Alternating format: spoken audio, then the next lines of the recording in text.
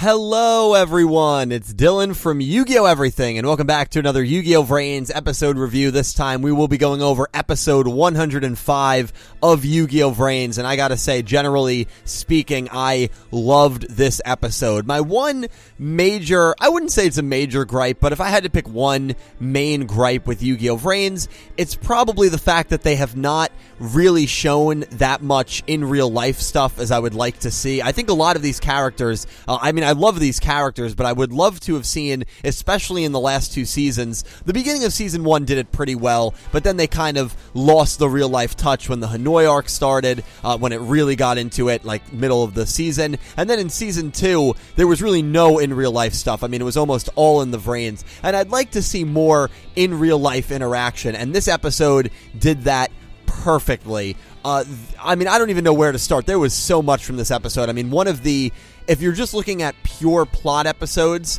this has to be at the top of the list. At least for me it is. I mean, this was one of the best non-dueling episodes we have had so far. A phenomenal episode. The end of the episode was great. The interactions between characters I thought was great. We have the big reveal, even though the reveal itself was a little bit of a letdown. Yusaku telling the Zaizen siblings that he is Playmaker. There were a few of us, when 103 aired, that were a little annoyed that Yusaku was going to keep the fact that he was Playmaker to himself from Aoi. He even said to Homura, he said to Soulburner at the hot dog truck that she doesn't have to know, which I kind of understood, because the whole issue seemed to be in the past. It seemed like there wasn't any more Link VRains. I mean, there's not Link VRains at the moment. It's not open to the public. So it seemed like her knowing wasn't really important. I thought it maybe was more of a courtesy thing where he could have told her, but I kind of understand why he didn't. So he does tell to Akira and Aoi that he is Playmaker. I guess we're going to start there, and then I'm going to hop around, but I mean, a lot to talk about. The kings,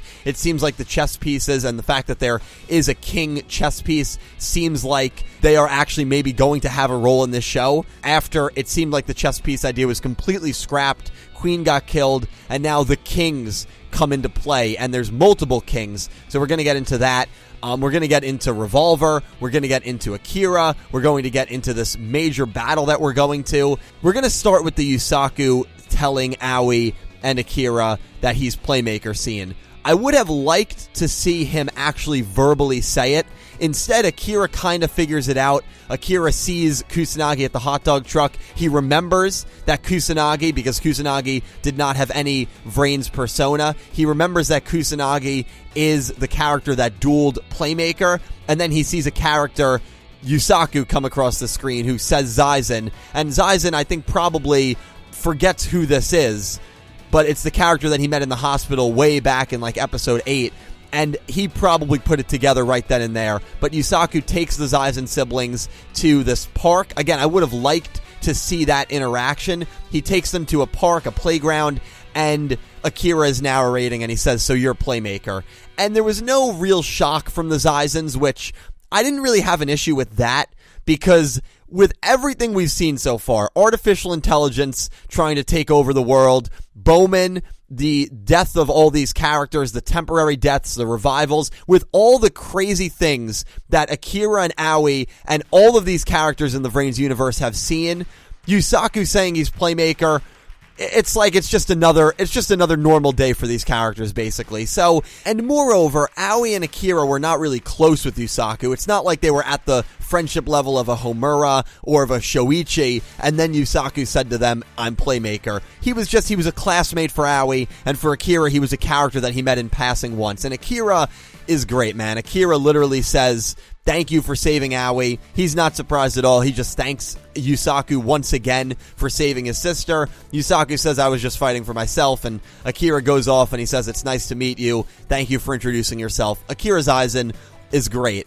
Aoi and Yusaku then sit at the bench, and I felt like this was an amazing, amazing scene. First of all, I want to say how I love the parallel that they are in a playground, and the only time in Aoi Zaizen's life that she became friends with another person was Miyu. And where did she become friends with Miyu? at a playground. So the symbolism there already from her past, her last friend before Yusaku, who I believe she became friends with in this episode. And I don't think there was anything romantic, by the way. I'll get that out of the way with. Now, will that change as the season goes forward? We'll have to wait and see. I kind of hope not, because if it does happen, it'll probably just be one way. I doubt Yusaku is ever going to get feelings for her in that regard. But I think I didn't sense anything romantic there. I mean, maybe other people did, but that's not how I interpreted it. The way I interpreted this scene and why I loved this scene is it was her finally trying to make a friend. Besides Miyu, who she was friends with for probably like a week or 2 weeks before her mom came in and they lost the ring, besides Miyu, Aoi Zaisen has no friends. She has absolutely no friends in the real world. Online, in VR, she's got plenty of people that adore her, plenty of people that love her. She's had interactions with Playmaker and with Aqua. She's had friends in VRains. But outside of Link VRains, as Aoi Zaisen, not counting Akira, who maybe she probably views Akira as a friend, although your siblings are usually your brother and your sister before you consider them a friend. Not saying you can't be friends with your siblings, obviously you can, but you should have more friends outside of your siblings. So not including Akira, Aoi Zaisen has no friends.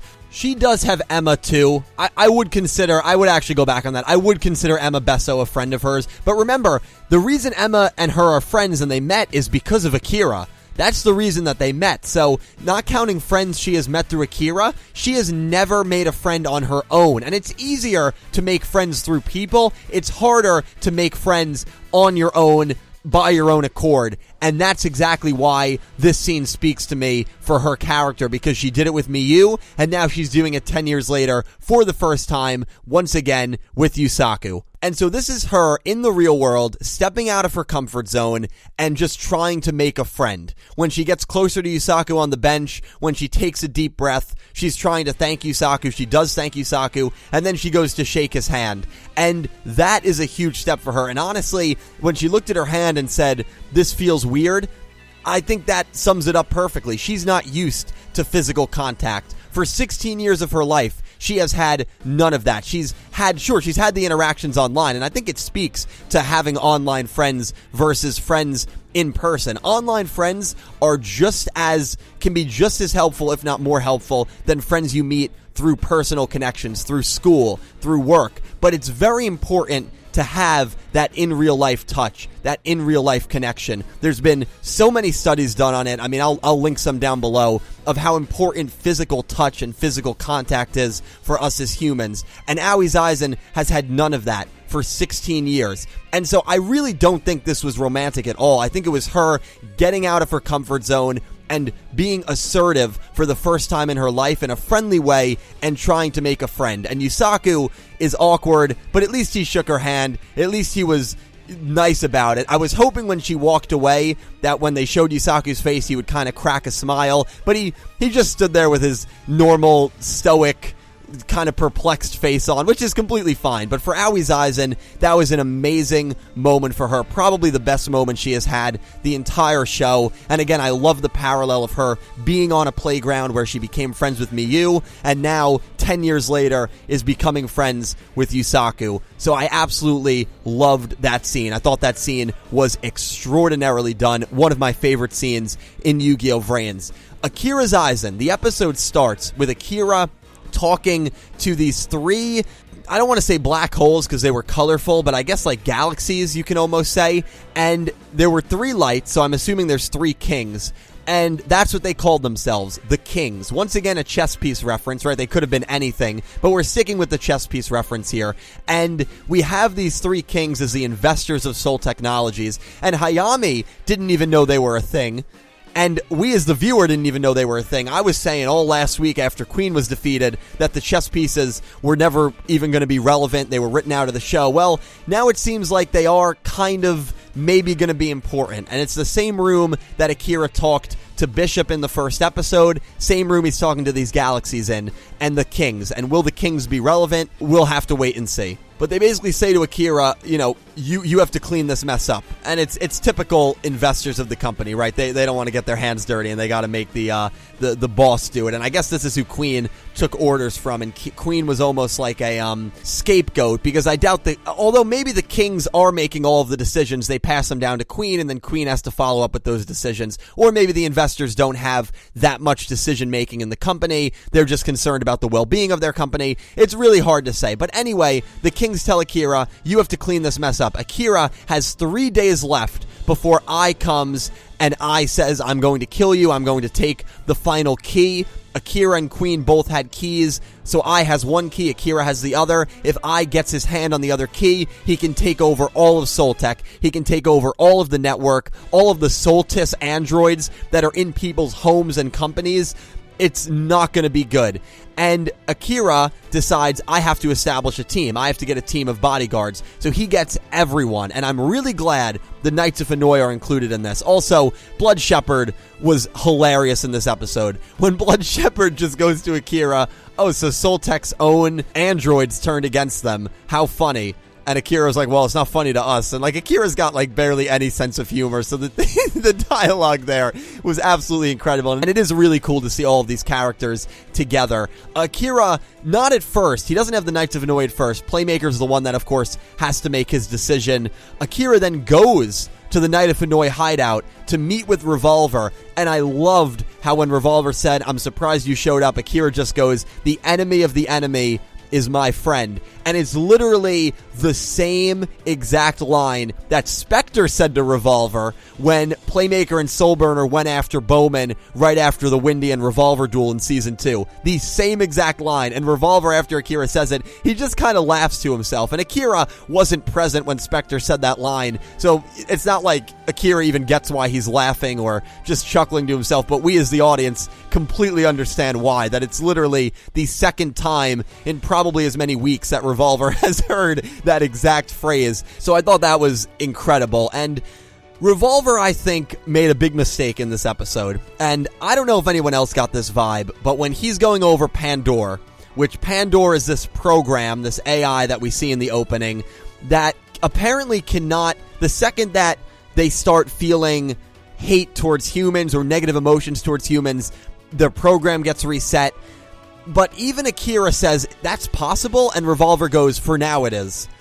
That is a very unnerving line, because Revolver is acknowledging that at some point, that might not be possible. And it might not be possible within this android. So I just have a feeling that Pandora, who is now in the dual disc of Blue Maiden, in the dual disc of Ghost Girl, and in the dual disc of Akira, and I think Soulburner as well, I'm just very concerned that Pandora might turn on Revolver and might turn on all of the humans and might join Team Ai and Robapi, especially considering how lopsided the matchup is now, where there's all these human duelists and then you only have Ai and Robapi on Team Ignis, so to speak. So I don't know. I just have a bad feeling that this Pandora program is going to go wrong. Hopefully I'm incorrect about that, because it would be a massive miscalculation on Revolver's part, who is usually a very intelligent character that can predict what's going to happen, right? He felt that the Ignis were always going to be a threat to humanity, and that Ai was always going to be a threat to humanity, and he seemingly was completely right about it. So whether he is going to make a huge misstep in this episode, or whether Pandora will be the key to stopping the Ignis and stopping Ai, it remains to be seen. But very, very interesting stuff there. Yusaku and Homura, great interaction in this episode when Yusaku just says, I was smiling. And when he said that, I thought he was going to say, I was having fun, he was enjoying himself. But I'm glad he didn't. I'm glad he said, I was smiling while he was hurting people, or at the thought of hurting people. And at that moment, it's almost like Homura realizes and Yusaku both realize that Ai has changed. Either Ai has changed, or this is what I had always been, and he was just completely hiding that fact. That remains to be seen. Like, what happened to him? What triggered him? Is this really just survivor's guilt? Is this really just the same old Ai with different motivations and a different perspective on things? Or is this an Ai that's program has changed? Yusaku either way knows that he has to stop Ai. He has to stop the Ignis.